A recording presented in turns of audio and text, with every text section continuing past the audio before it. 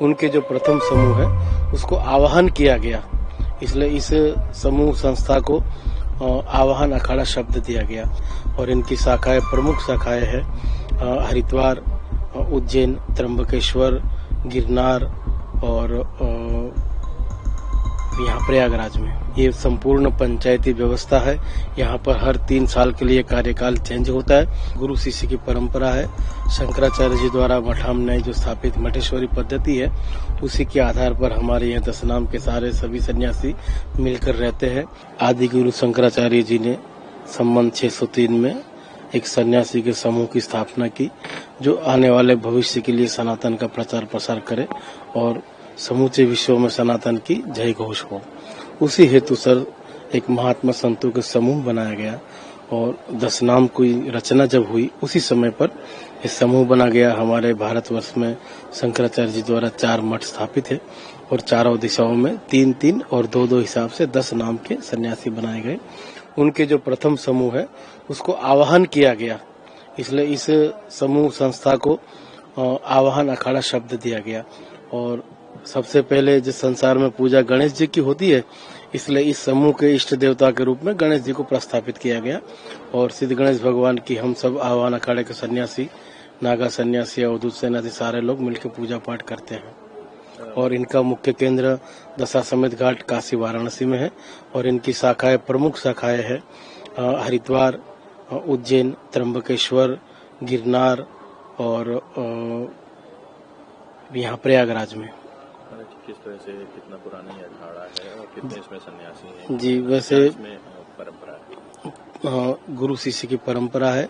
शंकराचार्य जी द्वारा मठामन्याय जो स्थापित मठेश्वरी पद्धति है, उसी के आधार पर हमारे यहाँ 10 नाम के सारे सभी सन्यासी मिलकर रहते हैं। ये संपूर्ण पंचायती व्यवस्था है। यहाँ पर हर 3 साल के लिए कार्यकाल चेंज होता है। जैसे हमारे लोकतंत्र में 5 साल के बाद व्यवस्था चेंज होती है, उसी आधार पर पंचायती व्यवस्था रहती है। और जिस समय इनकी स्थापना हुई उस समय 41 महात्मा थे। आज धीरे धीरे समय काल और परिस्थिति देखते हुए 20 से 25 हजार महात्मा पूरे भारतवर्ष में आह्वान अखाड़े के मेंबरान है, जो लिखित में ऑन रिकॉर्ड पे है। कितने नागा इसमें? और इसमें से ज्यादातर सभी नागा ही होते हैं और कुछ अवधूत होते हैं और कुछ जो अवधूतानी माइयां भी होती है, जिसे साध्वी कहते हैं, वो भी इसी अखाड़े से है। उसकी मात्रा बहुत कम है, लेकिन है। अब वर्तमान समय में कम से कम 1,000 महिला सन्यासी साध्वियां अवधूतानी माइयां हैं। और हमारे अखाड़े के अभी वर्तमान समय में आचार्य पीठाधीश्वर महामंडलेश्वर स्वामी अरुण अवधूत गिरी जी है। और इसके अलावा स्वामी कृष्णानंदपुरी जी से लेकर आचार्य शेखर जी उज्जैन वाले, और अभी नए कल एक और बनाए गए, कुल मिलाकर 7 महामंडलेश्वर है और एक आचार्य पीठाधीश्वर है। और हमारे अखाड़े की जो पंचायती व्यवस्था होती है, उसमें सभापति सर्वोच्च स्थान पर होते हैं जो पंचायती व्यवस्थाओं में, और मुख्य संरक्षक होते हैं, जनरल सेक्रेटरी होते हैं, और काशी के 4 श्रीमैन थानापति जो मुख्य केंद्र की शाखा के होते हैं, और 4 रमता पंच के श्रीमैन होते हैं, जो संपूर्ण भारतवर्ष में 3 साल घूमकर धर्म प्रचार प्रसार का कार्य करते हैं। हमारे महात्मा संतों की जो शाखाएं हैं, जो आश्रम है, उनकी जो व्यवस्था है, वार्षिक तिथियां से लेकर सनातन के जो पवित्र उत्सव आते हैं, इस सभी उत्सवों पे ये लोग जाते हैं, इनका सम्मान होता है।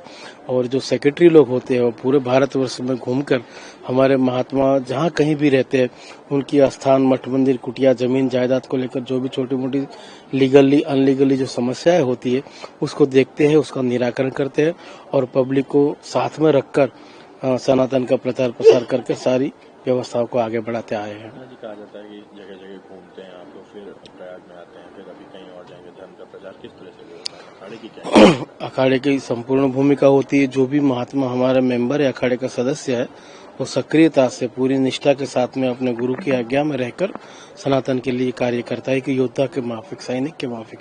क्योंकि आज भारत में 4 लाख गाँव है, तो 4 लाख गांव में सनातन को जीवित रखने के लिए कोई न कोई मठ मंदिर, आश्रम, छोटी कुटिया होना जरूरी है। तो ज्यादातर जो हिंदी भाषी राज्य है, उसमें तो हमारे अखाड़े के महात्मा संत इत्यादि पहुंच रहे हैं। अभी हम सब अखाड़े मिलकर साउथ की तरफ सोच रहे हैं, दक्षिण भारत में भी अखाड़े की और भी शाखाएं खुले, वहाँ के भी सनातनी यहाँ खूब मेले में दर्शन करने आ रहे हैं और सभी महात्माओं से प्रभावित होकर आशीर्वाद लेते हैं, दर्शन करते हैं उनका और अपनी श्रद्धा से जो कुछ उनके पास है फूल पुष्प वो भी अर्पित करते हैं। और उन लोगों का भी सभी लोग आते हैं यहाँ पर मेले में। तो दक्षिण से जितने भी लोग आते हैं, बेंगलोर, हैदराबाद, कर्नाटक, तमिलनाडु, पांडुचेरी, यहाँ से जो भी लोग आए उन्होंने ये कहा कि आप लोग हमारे यहाँ जरूर आइए।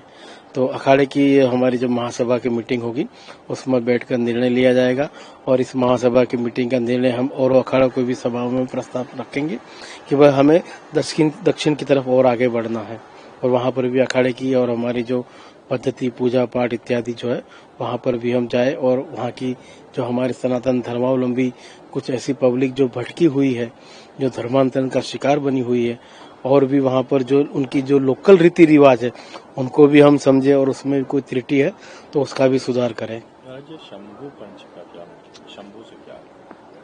शंभू हमारे इष्ट देव है, महादेव है, उनका एक नाम शंभू भी है। और दूसरी बात, जैसे एक रमता पंच होता है तो रमता पंच जो वर्तमान कार्यकारिणी में होता है तो शंभू पंच जो होता है उसको बूढ़ा पंच भी कहते हैं।